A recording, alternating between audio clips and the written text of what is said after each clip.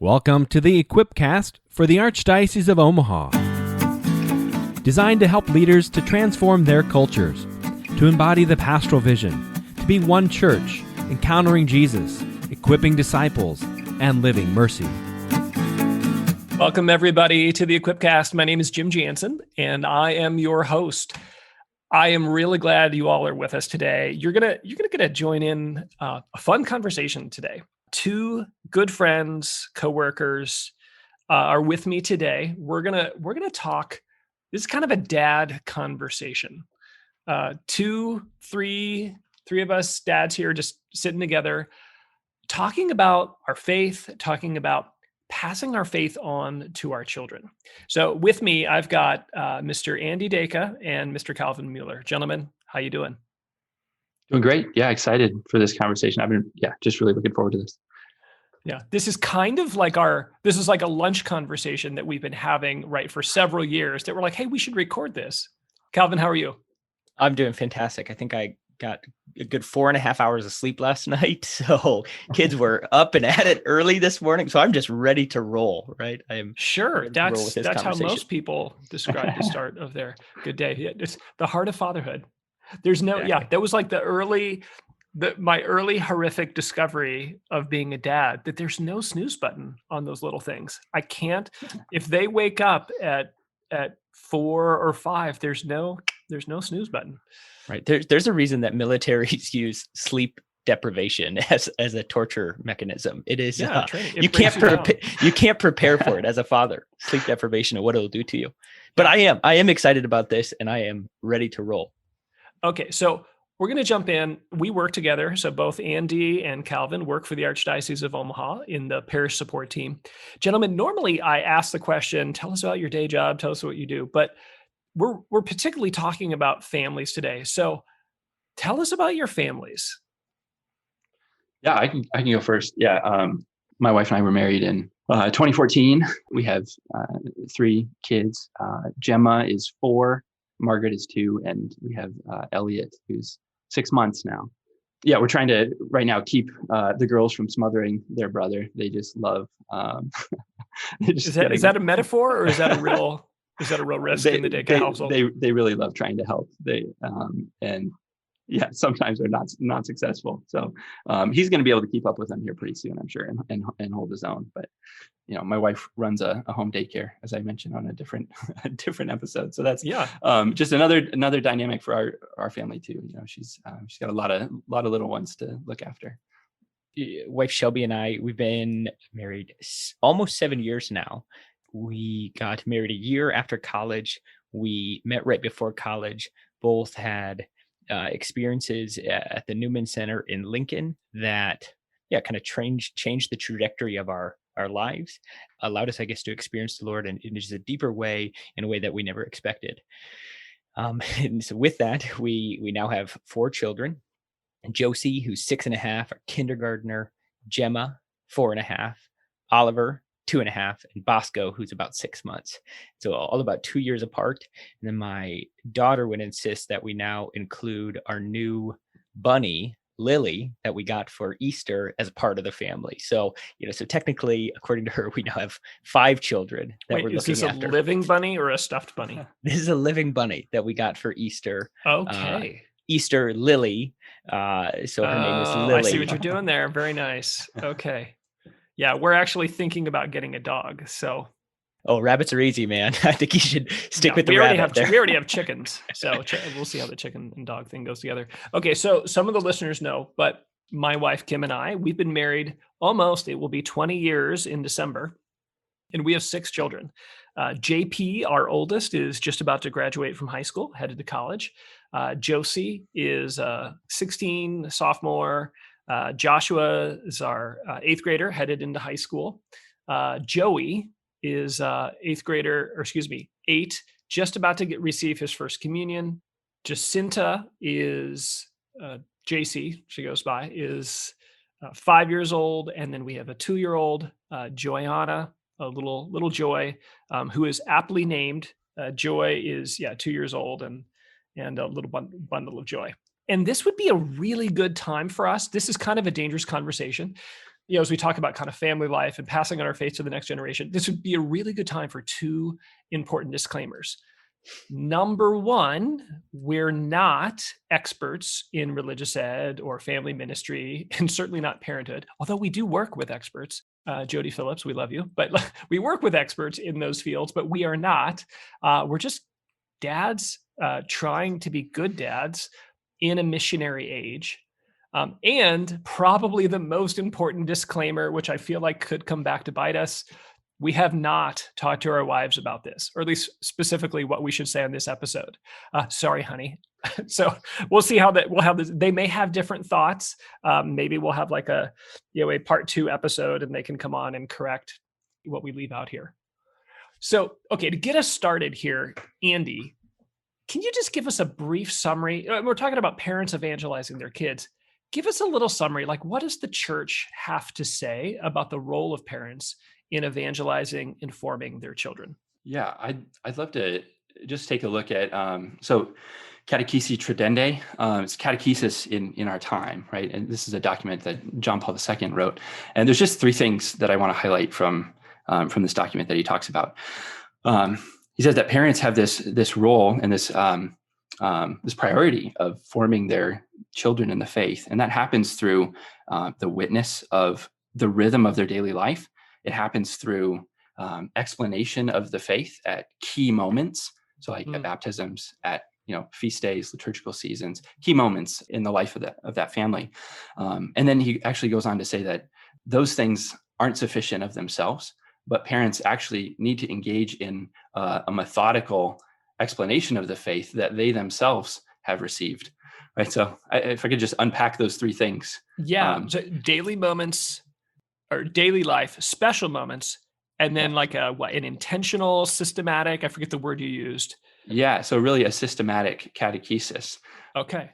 Right. So the witness and the rhythm of daily life is it encompasses a lot of different things. It's really just how the family lives and interacts with one another, right? It's their rhythm of prayer. It's their rhythm of serving one another, right? This example of families laying aside their own preferences for the sake of the others in the family, or for others outside of the family, right? And forgiving each other when we've done something wrong. It encompasses all of those things, just this witness and this rhythm of life. And then, right, the explanation of the faith. Why are we celebrating Christmas? What's the meaning of Christmas? What's the meaning of Easter? What is that? How does that affect us? How do we enter into that celebration? What does baptism really mean? What does that signify? What's the impact of that on our lives and our family? Right. So taking those key opportunities to just dive deeply and make it clear and explicit for our children what's happening in those moments. And then I think this last point is really critical. It's kind of the most the most interesting to me, because I think it's maybe the most neglected. Is that we as parents, right, as dads, how are we being systematic about an explanation of the faith, right? So that's just integrated into the midst of our life, right? So one that just presumes that we're being formed ourselves. We're taking opportunities to seek out formation or do our own kind of spiritual reading. It presumes too maybe help from the parish. How are parents being formed? To be effective catechists for their children, right? So it's not just sending our kids to the parish to be formed in a systematic way, but how are we as parents reinforcing that systematic catechesis that's happening at the parish? Okay, so that's beautiful. Let's talk just a moment about reality. Calvin, how does that square with our typical approaches and experiences in our parishes and our schools? Because shock of all shocks, sometimes there's a gap between what the church holds up for us as ideals and what we experience. Yeah, Jim, I think you just acknowledging that oftentimes there is a gap. And I think it's okay to acknowledge that in light of what Andy just shared there. I have a priest friend who likes to say, at some point we maybe took the method of Jesus, which seems to be, having teaching the adults and then blessing the children. We have kind of flipped that within our parishes, where we have an emphasis on teaching the children and just blessing the adults. And I think there's an opportunity right now, I guess, for us to maybe rediscover what it means to really support, parents and fathers and individuals as they, strive to witness to a rhythm of holiness, being able to explain key moments to their children, and a methodical explanation of that. So two just, quick ideas around that. One is that I actually do think, although there is a gap, the parish is absolutely essential in helping a father and a mother prioritize, holiness in their own lives. And so availability of the sacraments, helping to establish a rhythm of attending, mass on not just mass on Sundays, potentially during the week, being able to go to Eucharistic adoration, being able to go to confession and help families to prioritize those things and see those things as available. And then when families do choose to prioritize those things, they can witness a rhythm of that to their children. I didn't experience much of that in my youth, but as I gotten older and saw families that I loved and respected do that with their families, it was so eye-opening to the power of a family having a rhythm, passing that on to their kids. And so when a parish, prioritizes that, can set up systems and where that can be done by a family, beautiful things can happen. Yeah. Well, and to come alongside parents and say, okay, this is your job. You are the primary evangelizers and formators of your kid, but we're going to come alongside you. We are going to support you. We're going to form and equip you for what really only you have the grace for. Not that the parish and the school can't assist with that. I mean, oh my gosh, it's so great to have that assistance. I remember very early on when I was, I don't even know how old my kids were at the time, and very, very young. But I remember looking around a group of young people, young couples, young parents that we were friends with, and all of us had come from extraordinary families. Just, quick bio for me. I mean, I remember how odd I felt because my parents were just obnoxiously more faithful than seemingly all my other friends. All of these young couples at the time, we all recognized that we came from extraordinarily good families, huge blessings in our lives. And we also had this horrifying reality right in front of us that, what? I came from the best family. And if I just repeat what my parents did, my kids are going to lose their faith. Like, I can't just do that. And that awakened a desire in me, not that the parish or the school would replace my role, but that somebody would come alongside me, that somebody would help equip and encourage and empower me and help create those spaces and those moments where I could do what only I could do as a parent and a dad in this case. Jim, just to add to that, and I know we're going to talk about, ideas, solutions, and how it is that we can, maybe tackle, this issue of individuals and couples needing to be accompanied. But just last night, I was sitting with a group of men, and an individual, shared, he's just recently started coming back to mass, and it's done beautiful things for him and his family. But he goes, it was so hard because I found myself not being able to understand how I could explain why we've decided to make this decision as a family. And he goes, I realized it was so hard because my experience was we went to mass every Sunday, non-negotiable, but we didn't say a word before and we didn't say a word after. My dad was just a stoic man who didn't give any explanation to these things. And so although I loved and respected him for making that priority, there's a gap there that I need to resolve. I need to now be able to not only attend and expect my family to do so alongside me. But I also need to be able to give explanations and give the why as to why we're doing this. And everybody in the group just resonated with that statement last night. That's huge. Yep. That's rocking me. I mean, it's like, because I would say my dad was the same. I mean, right. Cedar County boy, Menominee Parish. There was never a doubt if we were going to mass. And at the time I didn't necessarily have the questions of why, but my kids have those questions, and they're like, oh, and like, and praise God, I've got some training and some background that I can cobble together a pretty good why. But I was not given that. I actually had to discover that and learn how to articulate that. Yeah, that's so good. I mean, it's really this shift, I think, in some ways that we've been seeing from a Christendom culture to, an apostolic age, where once maybe it was enough, just to have that kind of obligation, and there were just Catholic communities, and you're just that was a community you were a part of. But now we just really have to be intentional as we're raising families. Just knowing that the culture isn't going to carry us or support us. We really have to make intentional decisions about how we're passing on the faith. All right. So guys, I'm going to put you on the spot here. We'll take a risk. If this doesn't turn out well, we'll edit it out. And this little section never happened. I think some people are listening. They're like, yeah. So what do you say to your kids? You're like, Daddy, why are we going to mass? And that, of course, it sounds a little different when the teenagers ask that question. But like, why are we going to mass? Like, why do we do this? Well, I think that question is a part of a bigger why. If we were living out, the witness of a rhythm of life, there's a lot of whys to the things that we're deciding to do as a family that my kids could question or others could question.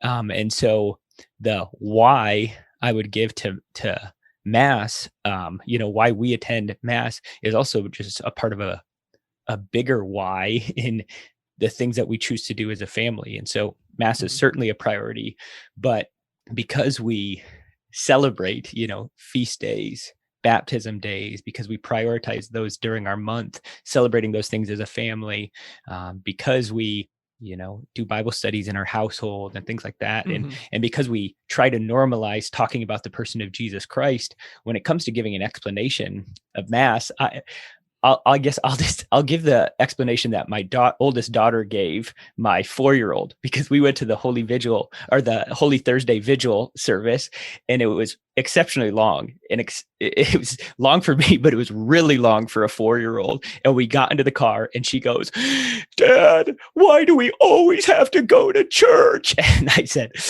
"Gemma, that's a great question." And she goes, I just don't like sitting so long. And my older daughter just jumps in and she goes, "Oh, Gemma, I do not think Jesus would like to hear you say that." And to which I laughed. And then she just goes, "No, I hate it. I hate having to sit still." And she goes, "Oh, Gemma, we don't say the word hate, like we wouldn't do that." And she tries to give this explanation, like, "Gemma, we go to church because Jesus is there and he loves us. And don't you want to spend time with Jesus?" And I was like, "Oh, great. Go." That was a good explanation, Josie, my 6.5-year-old. But there was also a grace to not just say, "Yes, Gemma," and don't ask any more questions about it. I found myself saying, "You know what, Gemma, I agree with you. That was really long. That was hard. Sometimes it's hard for me to sit still. Sometimes it's hard for me to pay attention, especially when it's long like that." Like I was able to just kind of enter in and say, "Okay, yeah, that was a particularly difficult evening for all of us. But Gemma, like Josie said, Jesus is there, and man, isn't it beautiful that we get to come with all of our friends and gather with this family and worship Jesus in this way." She's 4.5. I don't know if it really resonated, but I appreciated my 6.5-year-old's attempt. And for that age, I thought it was appropriate to just share and this is why, we choose to go tonight. We're going to go tomorrow and the next night because it's the Triduum. But that's awesome. Andy, what are you thinking? Yeah, gosh, I love that story. And yeah, my oldest has been, she's not ready for her first communion yet. She's only 4, but she's asking questions about communion. So we just talk about how, Jesus wants to come and live in our hearts, right? There's a gift that he has given us in the Mass, and there's a gift that that he desires for us, and he wants to come and live in our hearts. And that's why people go up and they receive communion. And so I think just taking those moments at Mass, after everyone goes up for communion, coming back and just kind of helping her to enter into that, even though that she can't receive communion, she can still express desires to be close to Jesus, and so I think just what you were doing, Calvin, in just not passing over that moment, but really entering into it and lingering there and breaking open the desire, I think is so essential, and it's so helpful for kids to see that you're willing to be vulnerable about like you were saying about your your own discontent at times, right? Daddy has a hard time sitting still too. Yeah, so it's just really honest, okay. and vulnerable. I think that's the main thing. Is just really being present to our children and hearing their questions and dwelling there with the questions, and pointing everything back to Jesus and the gift that he desires to give us. Yeah, and for those who are listening, the answer, I'm loving these answers. It's maybe not the soundbite that you wanted. I'll try and provide that later. But receiving their question is more than half the battle to answering their question, legitimizing it and receiving it. So I love it. Calvin, other thoughts? Well, I think it's you asking us the question of how we would respond to our children. I think the first step for any father is answering that question yourself. Have we brought that to the Lord? Hey, wait, why is it that my family chooses to prioritize this? Why have I prioritized this? Why do I go to Mass? Asking that bigger question yourself. And if you haven't taken the time to pray and think, to learn, to chew on that, when those questions come about for our children, we're not able to receive them, but we're also not able to have proactive conversations about this is why we do these things. Yeah. And you're saying it's hard to give an answer if you don't have one? Yeah. And then when you do, have various answers, I have answers for everything, even when I don't have the answer. But I can also be vulnerable in those moments of you know what, I actually don't know, or hey, I'm wrestling with that too, and invite my family into that when it's appropriate, and hopefully in a proactive way, so my kids can be drawn into the heart of the Father as I'm being drawn in a deeper way, and being more convicted of the whys in which we do the things that we do. Yeah, I just want to affirm that most of the researchers who've really looked at faith of young people, again, it's different. I've got teens and tweens, but all the researchers show that doubt is not toxic to a young person's faith. It's unexpressed doubt.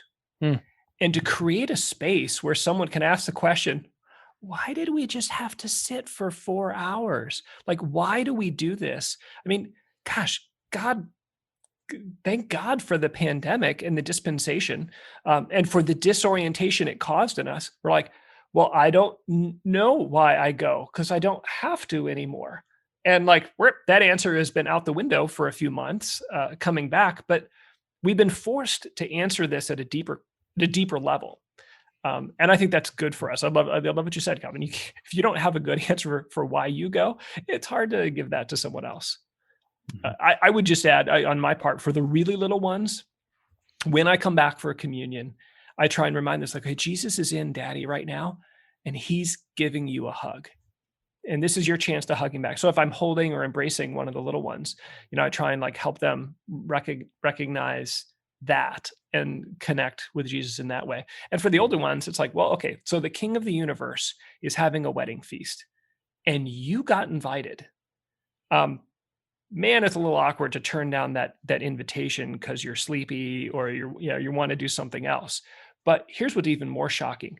When you get there, you find out you're the bride. You're the beloved one.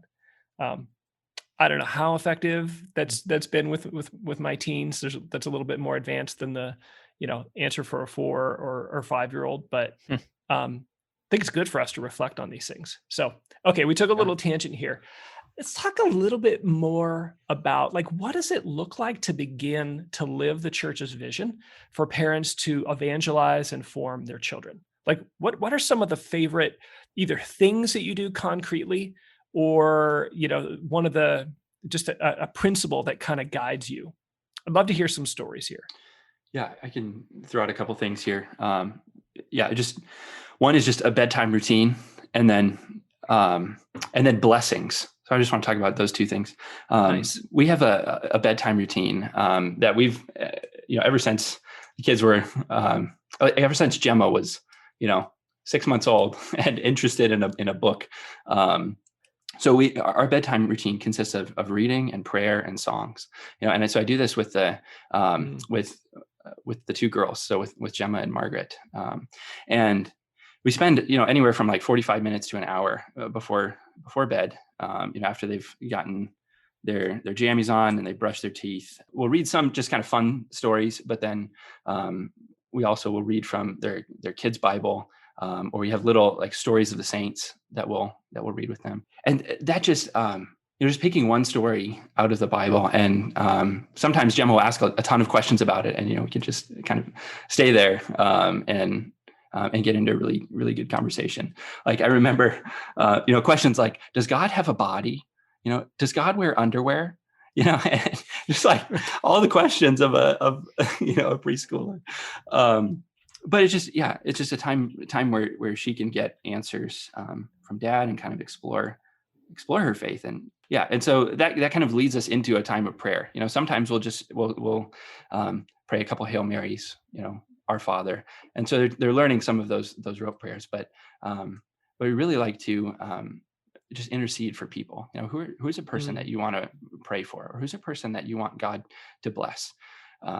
And just to hear them, I want to pray for great grandma today, and just how their hearts are drawn to specific people, and there's just a really simplicity and honesty that's there. Yeah, I go to second that, Andy. I'm routinely moved by what appears to me to be like the Spirit of God descending on my children, moving their heart to pray for people that, of course, like, praying for their family members or neighbors, grandma is not, that's not unexpected. It's not like, whoa, where'd you come up with that? But you can see sometimes that like the Lord is stirring their little hearts to pray. And man, I got to believe those prayers do something. Yeah. I think they have effect. Yeah, absolutely. Yeah, so I love being able to enter into that time with them. We just snuggle up, after reading. It's just like I've got them both, and we just pray, spend a little time in prayer. And then we sing a couple songs, so it's Easter time now. So we've been singing, they know, let's pick some songs that have Alleluia in them, and so just, we have a hymnal, and, we'll sing a couple songs. So they just do you slap their hand if they try and sing an Alleluia song in Lent? No. Okay. Yeah. We have it strictly forbidden in our house. I'm just kidding. No. Margaret, her favorite song right now is Jesus, Remember Me.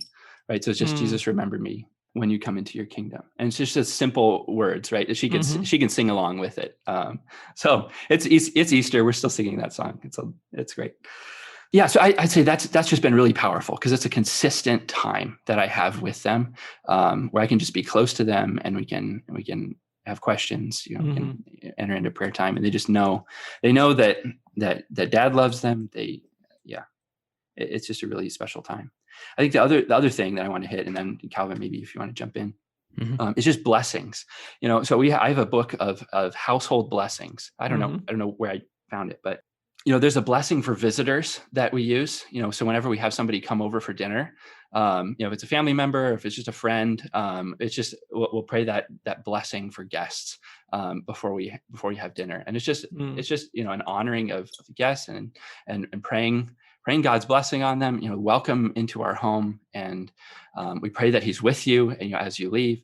I think it's been something that our kids look forward to, and just like welcoming a guest, and there's a kind of a special prayer that we can enter into with them. And then the other thing is like a birthday blessing.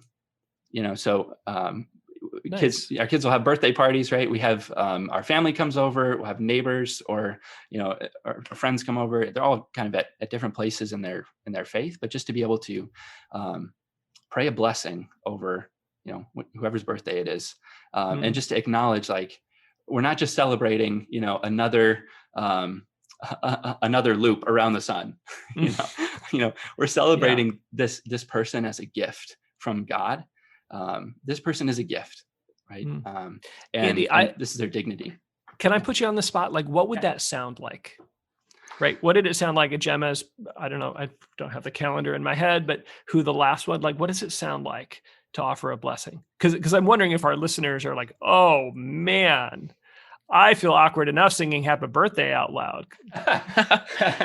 Yeah. I mean, it's like we're gathering everybody around, we bring out the cake, put it on the table. It's like, okay, everybody, like, we're gathering around, we're going to sing, and we're going to give Gemma a blessing. And I use the book of blessings. And so I've been just praying the blessing from this book, and it's just really beautiful. And so I just let everyone know, like, hey, it's Gemma's birthday. We're just celebrating, that she's a gift in our family. And so I'd love it if you would enter into this short prayer with us. So it sounds easy. That's not like you're not spontaneously prosing out a birthday blessing. I do the easy thing. I just read from the book. But it's a beautiful prayer. And I think it's just a moment where we're giving glory to God, and we're recognizing, hey, this is actually the reason that we're meeting together. Just to celebrate the gift of this person. Yeah, you're taking this familiar moment of a birthday party and you're just elevating it just a little bit. You're inviting Jesus to the party. Crazy. Calvin, what about you? What are some of your favorite, like, how do you guys live this out? Well, first off, I can't wait to look that prayer for visitors up. I had never heard of that, and that sounds really exciting. I think Andy hitting on, finding a rhythm during every day, to prioritize prayer, to normalize Jesus being brought up, throughout your day, to pray with your kids. I think that's so beautiful. The two things that I would maybe want to hit on are, well, first, what Andy shared, I think, is so significant, finding that rhythm, praying with your kids, praying over kids. So I want to kind of just add on that, but I'll choose to just do two different things that I think have been a blessing to our family. One would be just trying to enter into the liturgical calendar. So not just finding a rhythm on a daily basis, but on a kind of a weekly, monthly, yearly basis.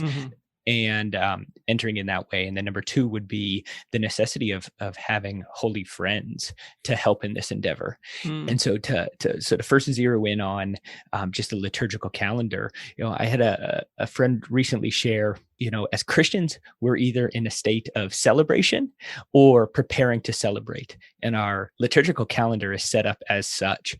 And if we can enter in to that rhythm, he just said, it's impossible to be bored.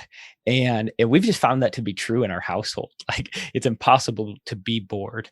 And so our day-to-day, our week-to-week, our month-to-month, we try to enter in, I guess, according to that calendar.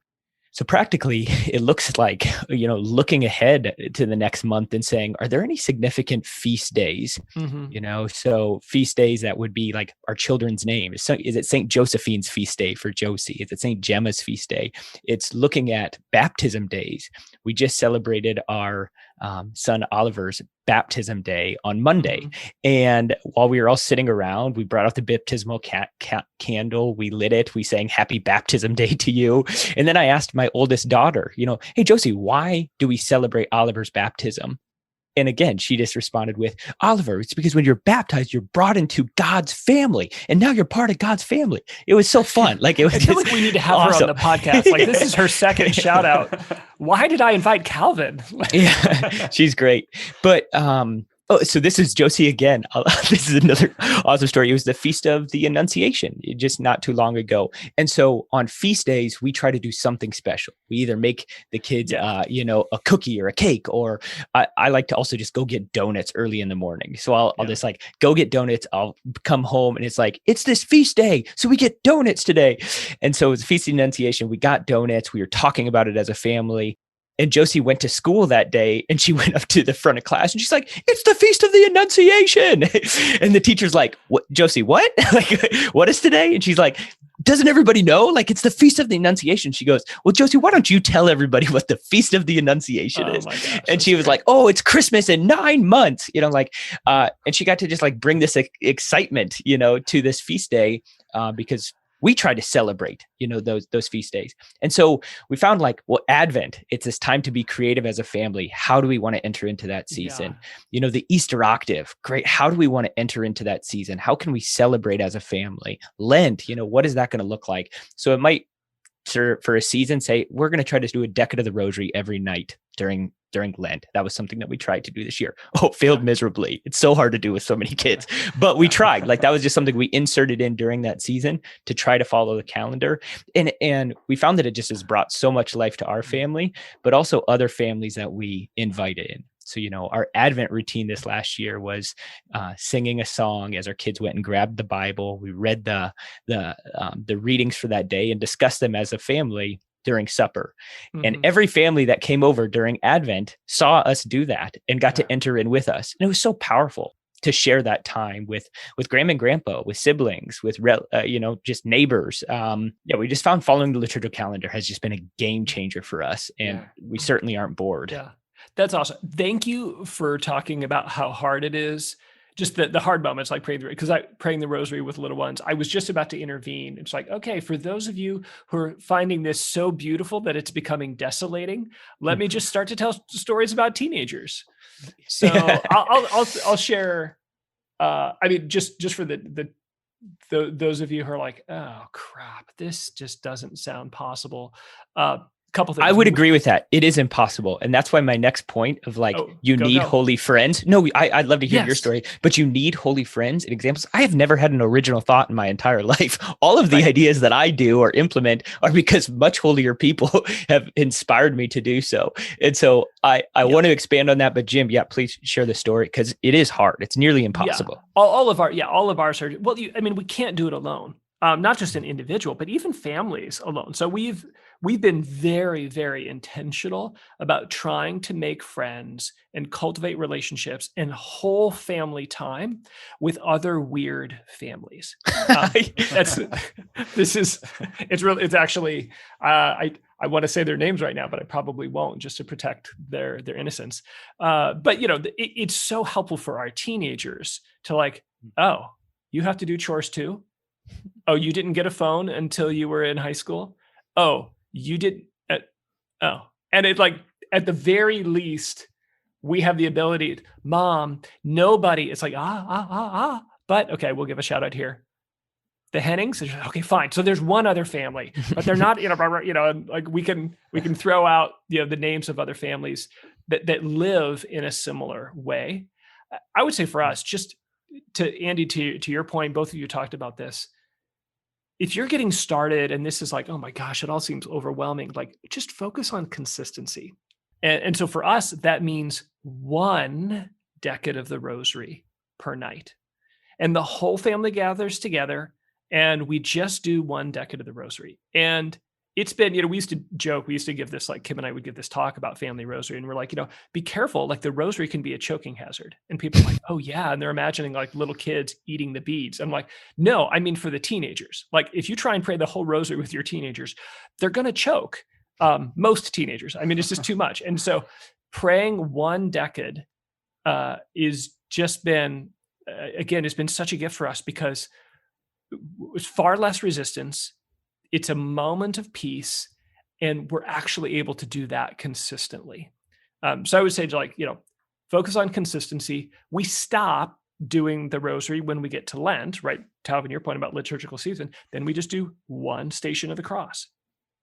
And I think we're winning because of the consistency and the depth, rather than, we're like, we dim the lights, we have a candle, we get to think a little bit about the mystery, have some beautiful pictures that allow the little ones to kind of look, that aids their contemplation. And it's like, man, one well-prayed decade that has just a moment of real prayer in it is, we're going to count that as a win, rather than, doing the whole 15, all the decades and not actually having a peaceful or prayerful thought.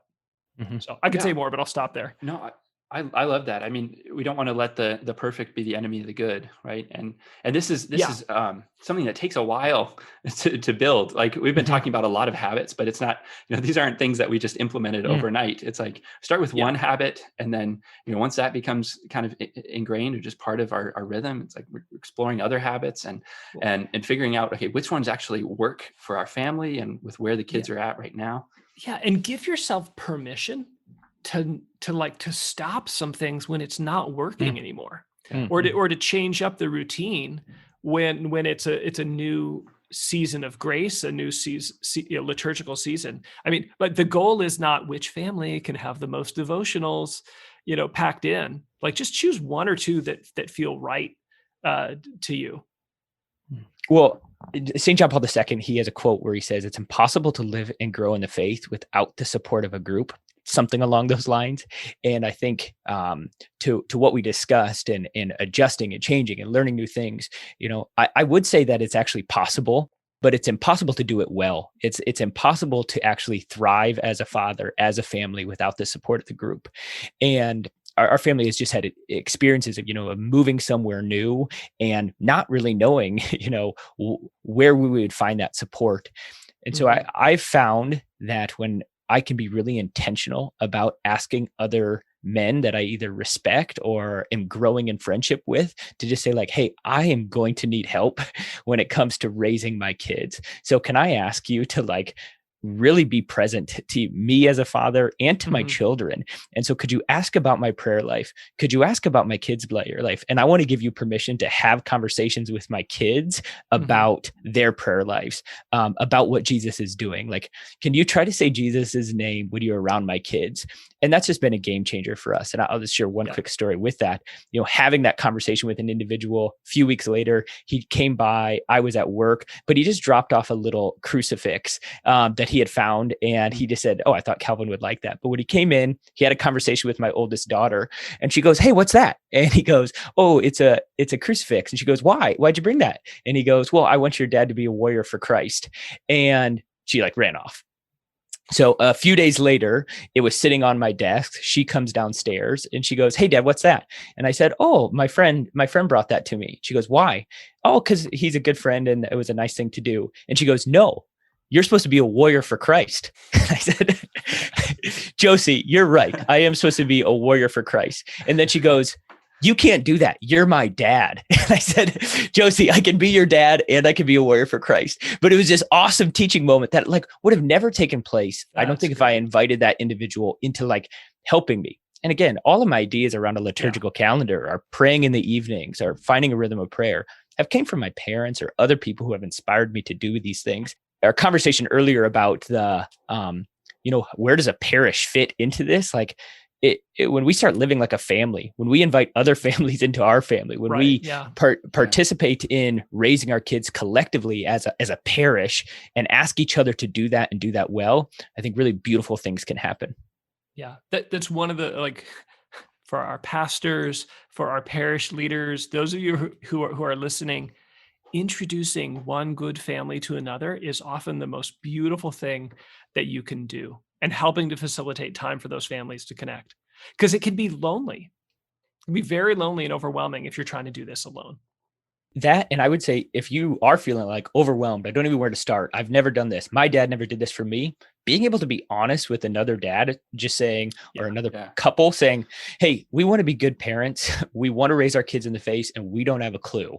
Would you help us with that? Or do you want to try to figure out how to do that together?" Yeah. That's just a Yeah. game changer in being able to be honest and vulnerable, or when it comes to difficult moments of like, guess what? My teenage child is rebelling right now and I don't know what to do about it. Can we talk about Yeah. that? And can we figure out how to navigate that together? Like JP3 said, it's nearly impossible without the support of a group. And I think we need to lean into that more. Yeah. Yeah. We intentionally, Calvin, Kim, and I have very specific adults that have been invited into the lives of specific children. So some of them cross, there are certain other individuals that have a role and that speak into the lives of multiple kids in our family, but some of them are just particular to one individual. And some are in the, they're the godparent or the confirmation sponsor, but others are just good, faithful adults that we've intentionally invited in because they need that example more than just us. Mm-hmm. Yeah, that's so good. I was just thinking about how dynamic it is when you have a rhythm of life like that, and that's in that when you have good friends like that, you're inviting them into the rhythm of life that you've established for your family, and you're getting to experience some of the rhythm of life that they've established. And there's a real dynamism there that helps all of these families to grow in holiness. And I think that's there's an evangelizing power in that. Because these habits just become kind of anchors in your family life. And if we're faithful in those habits that we're building up, and being invitational, inviting people over for dinner, right, or inviting them to other things that our family is doing, right, that just gets that's just going to rub off and start conversations, right? Okay, Andy, I appreciate that you said that. That reminds me of a hard question that I want to bring to us, because all the stuff we're talking about, the liturgical seasons and Bible stories and songs and all that, that's beautiful. But I think the three of us in particular, we all have very missionary hearts. I think we share a conviction that a formation in the faith is not complete unless care for the poor and the evangelizing mission of the church are deeply formed in our children. How do you do that, right? It's one thing to just have these cool little devotionals where people learn the content of the faith. It's cool to have these special moments. I always take my kids out, for treats, and around the first communion and confirmation, I share the gospel with them anew. I share my story.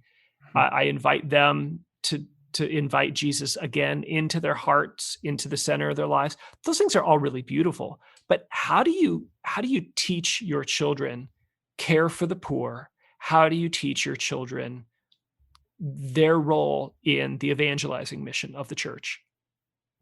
Yeah, I think it's a great question. And as I'm thinking about my own family, right, my oldest is 4, right? So there's kind of thinking about, okay, what are some age appropriate ways for them to really engage in this, right? And one of the things that we've been trying recently, because we've had family members or friends that have just been going through difficult times, not giving our children all of the details of those situations, but just letting them know, like, I think we should really pray for so-and-so, and because they're going through a difficult time. Would you be able to draw a picture for them, that just to help them feel like God is close to them right now, and just draw a picture, and we'll send them a letter, and we'll just include your picture in that.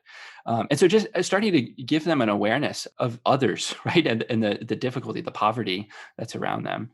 That seemed to be something that they really get excited about, and they can connect with, and empathize with. Well, and who can't receive? It's like, oh, that's great. Gemma drew me a picture of Jesus. She's so manipulative. I bet she's judging me as, who can't receive a drawing from a kid? Right. I love that. I would say for us, back to that John Paul II, in a daily mode, this takes a fair amount of discipline on our part. But when we see the homeless, when we're out and about running errands, we stop and we go get a gift card, and I will engage in just a little conversation, and I'll provide, even if it's just the dignity of the conversation. Maybe a gift card goes with it, but I'll provide something. And I think it's essential that my children see me doing that on a regular basis. So in the winter, I always keep the little hot hands, little warmer packs and granola bars. In the summer, I usually keep water in the car that I can give. And if I'm unprepared because I don't have my water, or I don't have those little hot packs, then I penalize myself. It's like, all right, this person gets a gift card because I'm going to do something. And I think I've seen that rubs off. Yeah, I love that. I would say that the greatest gift that you can give your kids is, first and foremost, striving after personal holiness. And in committing to personal holiness yourself, and then as a couple, um, you'll have a greater awareness of what your particular charisms are and what your particular Mm. gifting is.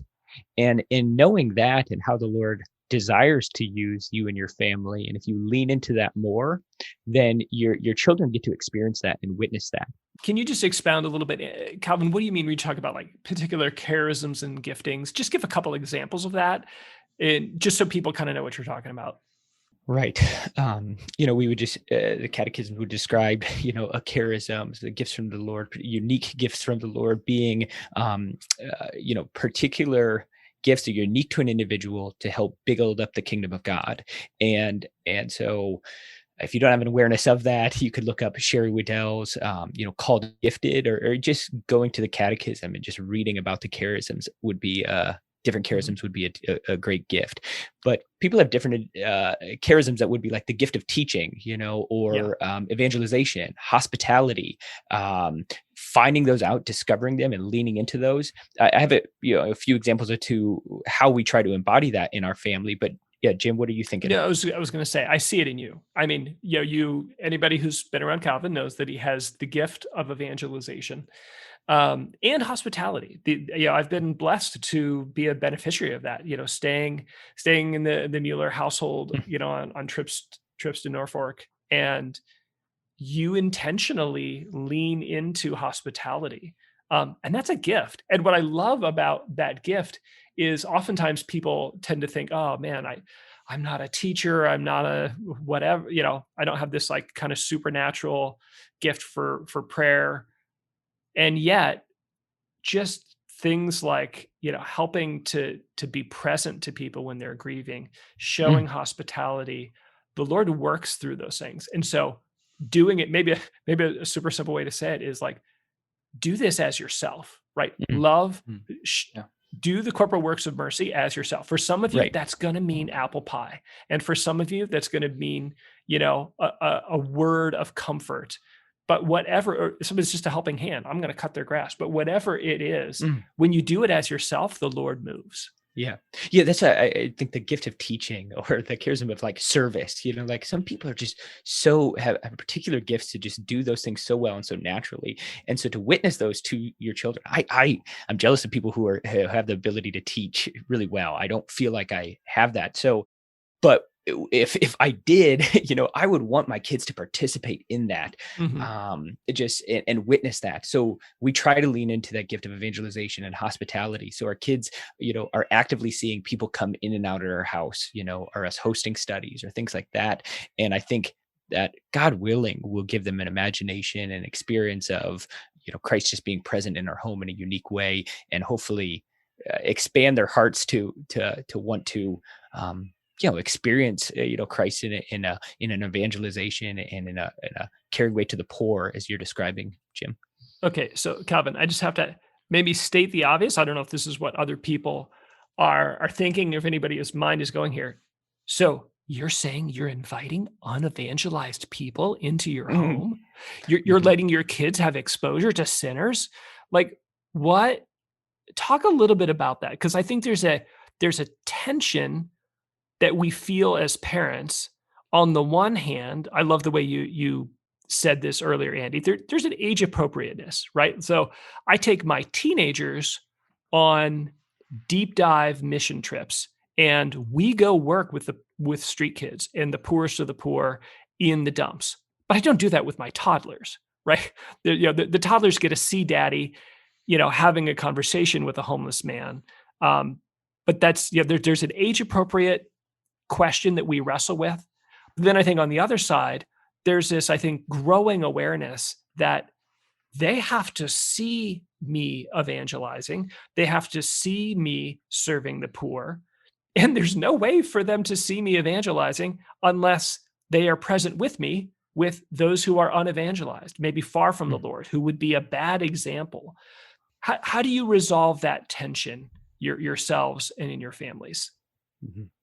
Yeah, I'm sure there'll be things that we'll have to navigate as our kids get older, but I think, like you acknowledge, what's appropriate for your family right now, and having that conversation as a couple, how is the Lord asking us to enter into, to have a purpose, to have a mission, to to live as Christians that's appropriate for our family. And right now, because of the age of our kids, we have the luxury of being able to open up our house. We're not running to sports in the evenings or running after different things. We've prioritized, and I guess we've kind of set goals, right? We've kind of set goals saying like, hey, we want to have this month, let's try to have 4 different couples over to our house, during a week, during the next month. Hey, let's try to pray with 2 couples in the next month. Do we think we can do that? Let's try to host a picnic at the park. We discuss things that we feel like we can do, and then invite our kids into that, right? Or allow our kids to experience that. And so when it comes to people who aren't evangelized or who live as pagans, I think that's a great question, but I think we just try to respond, I guess, to whatever the Lord places in front of us. So we pray about, Lord, who are we supposed to have over this week? Who can we invite over after Mass?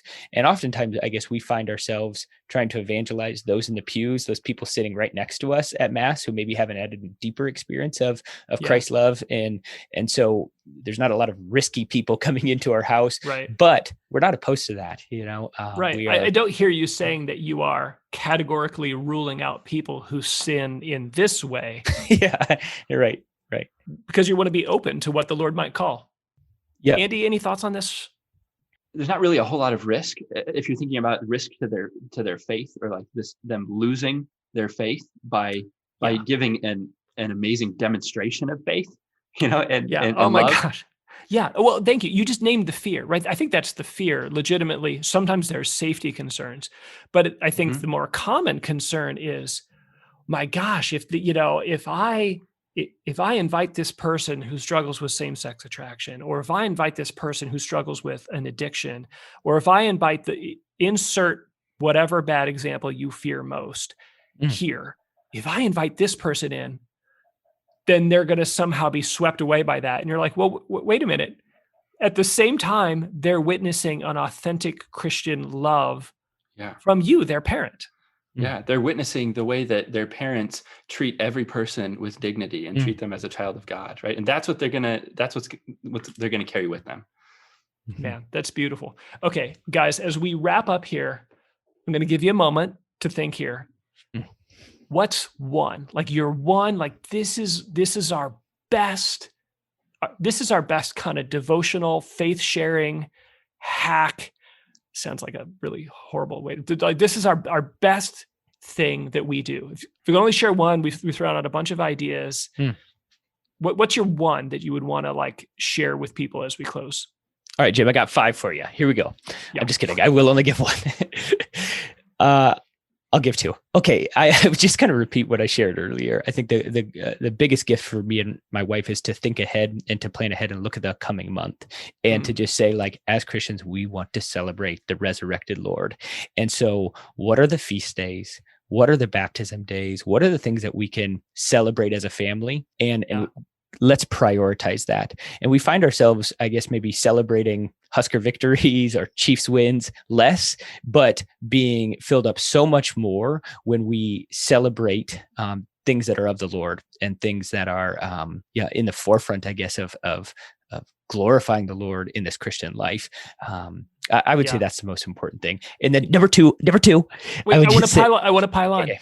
Yep. We do the same thing. So we have the baptism days, the feast days, those are on our family calendar. And knowing how life goes, we not only is it an annual recurring event, but we have a reminder, because it's going to, right? The reminder pops up 3 weeks in advance, like, oh crap, it's Josie's baptism day.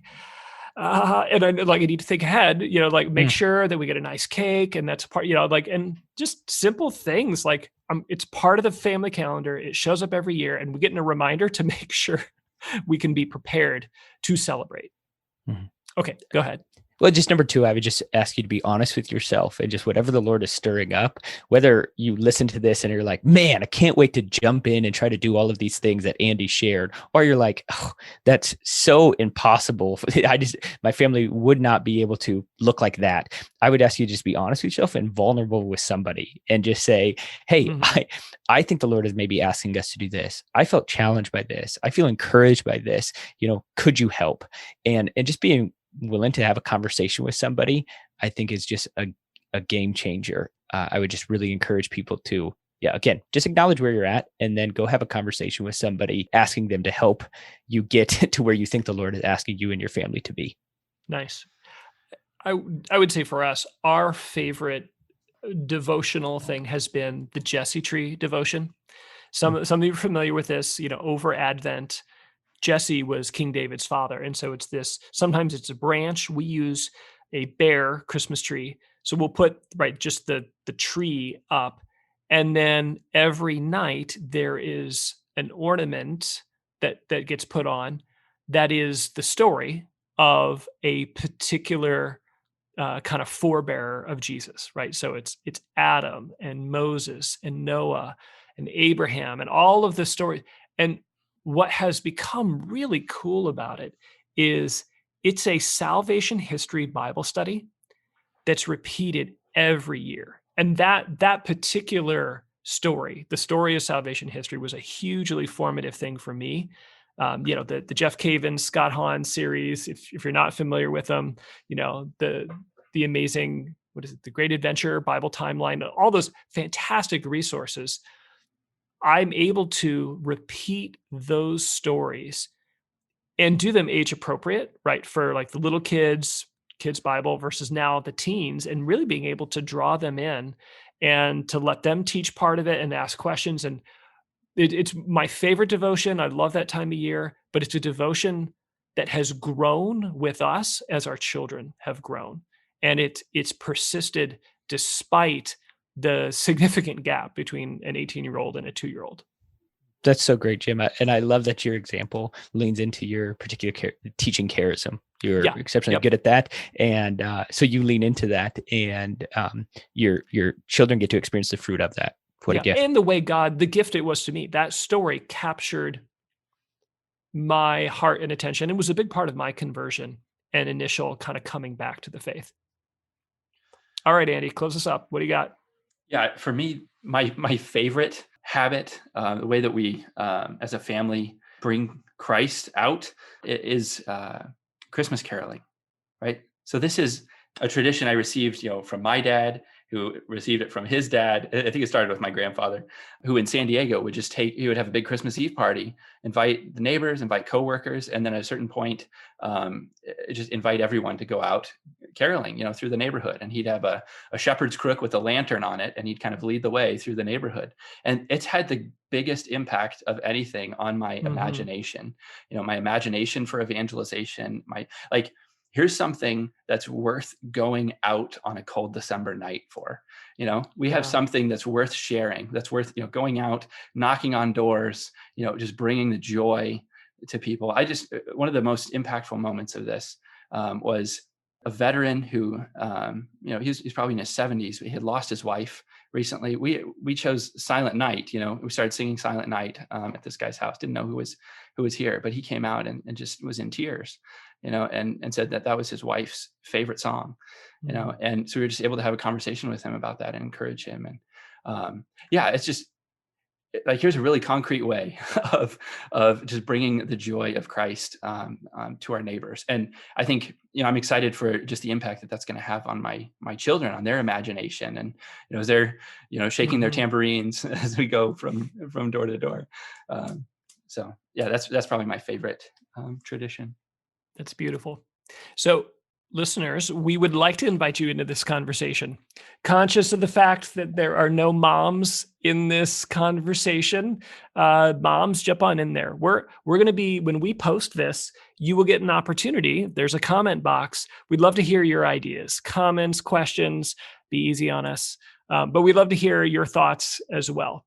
If this inspires an imagination for how the parish can come alongside families, to encourage, to equip them. I'd reference you back to episode number 20 on reimagining religious education in our parishes. It's one of our most popular episodes. It tells the story, Father Losky and Jackie, the DRE and pastor, respectively, not in that order, at St. Charles Borromeo, the work they did to reimagine their religious education, to do precisely that, to come alongside families, to gather them together, to support them in their task of passing on the faith to the kids. If any of this conversation stirs comments, please comment in our comment box. You can find that at equip.archomaha.org.